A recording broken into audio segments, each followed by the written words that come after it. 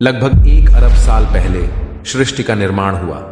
ग्रंथों की माने तो सनातन धर्म की स्थापना भी उसी समय हुई थी। ब्रह्मा, विष्णु, महेश सहित अग्नि, आदित्य, वायु और अंगिरा ने इस धर्म की स्थापना की। हिंदू धर्म को लेकर लोगों की सोच बहुत कंट्रोवर्शियल है। कई लोग सनातन धर्म से इसे अलग मानते हैं। उनका मानना है कि हिंदू नाम तो विदेशियों ने दिया है। कुछ लोगों का कहना है कि पहले इसे आर्य धर्म कहा जाता था और कोई इसे वैदिक धर्म के रूप में पहचानता था। लेकिन इस विषय पर विद्वानों की अलग अलग राय है।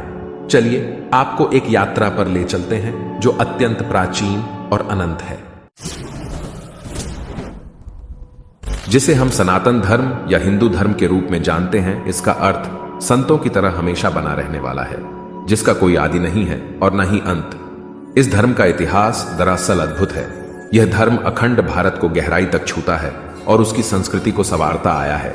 इस विशाल विचारधारा के साथ जब मानवता में धर्म परिवर्तन की लहरें बह गईं, तब भी इस क्षेत्र के लोग उसी सनातन धर्म में अपनी श्रद्धा को सुरक्षित रखते रहे।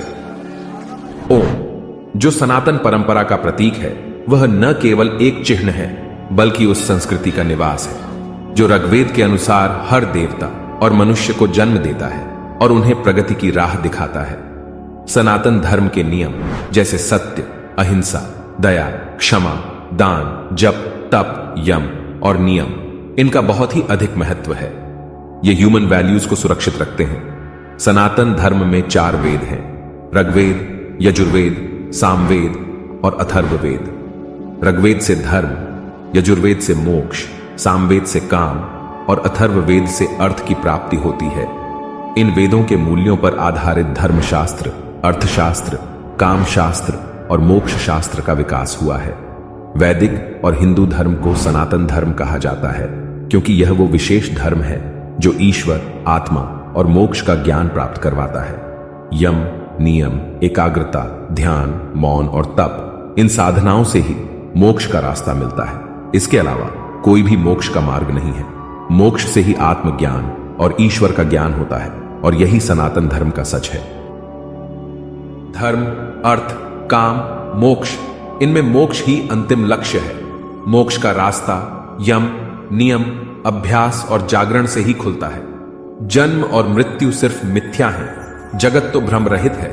ब्रह्मा और मोक्ष ही सत्य है और मोक्ष से ही ब्रह्मा को प्राप्त किया जा सकता है।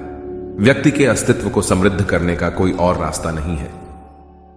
जो ब्रह्मा को समर्पित है उसे ब्राह्मण कहा जाता है। जो ब्रह्मा को जानता है उसे ब्रह्मर्षि कहते हैं और जो ब्रह्मा को समझता है वही ब्रह्मलीन होता है, अर्थात ब्रह्ममय हो जाने वाला। जो लोग परम तत्व, परब्रह्म, परमेश्वर को अनजान समझते हैं, वे असत्य में खो जाते हैं। उनकी जीवन कहानी मृत्यु के काल में अनंत अंधकार में घिरी रहती है।